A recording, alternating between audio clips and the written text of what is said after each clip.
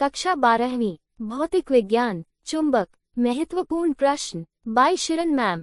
चुंबकीय क्षेत्र की तीव्रता किसे कहते हैं?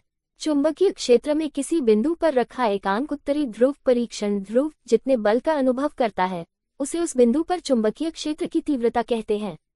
इसका सी मात्रक टेस्ला है। चुंबकीय बल रेखा क्या है, उनकी विशेषता बताएं।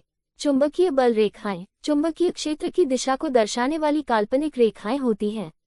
चुंबकीय बल रेखाएं चुंबक के उत्तरी ध्रुव से शुरू होकर दक्षिणी ध्रुव पर खत्म होती हैं।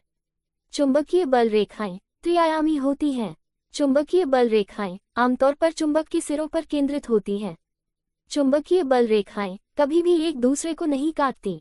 विद्युत बल रेखा और चुंबकीय बल रेखा में अंतर स्पष्ट कीजिए। विद्युत बल रेखा और चुंबकीय बल रेखा में अंतर ये है। विद्युत बल रेखा असंतत होती है जबकि चुंबकीय बल रेखा निरंतर या अंतहीन होती है। विद्युत बल रेखाएं बंद वक्र नहीं होती जबकि चुंबकीय बल रेखाएं बंद वक्र होती हैं। विद्युत बल रेखाएं विद्युत क्षेत्र की दिशा को दर्शाती हैं। चुंबकीय बल रेखाएं चुंबकीय क्षेत्र को दर्शाती हैं। एक समान चुंबकीय क्षेत्र क्या है?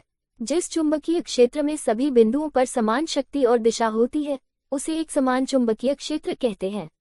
ओर्स्टेड का नियम क्या है? ओर्स्टेड ने विद्युत और चुंबकत्व से जुड़े कई प्रयोग किए थे।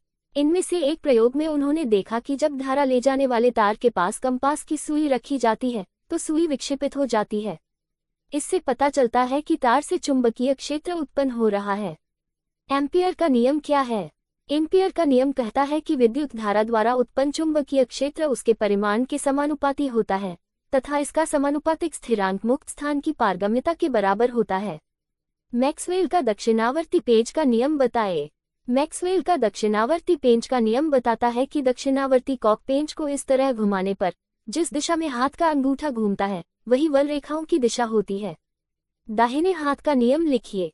दाएं हाथ की पकड़ के नियम का उपयोग करने के लिए अपने दाहिने अंगूठे को धारा के प्रवाह की दिशा में इंगित करें और अपनी उंगलियों को मोड़ें। आपकी उंगलियों की दिशा प्रेरित चुंबकीय क्षेत्र की मुड़ी हुई दिशा को प्रतिबिंबित करेगी।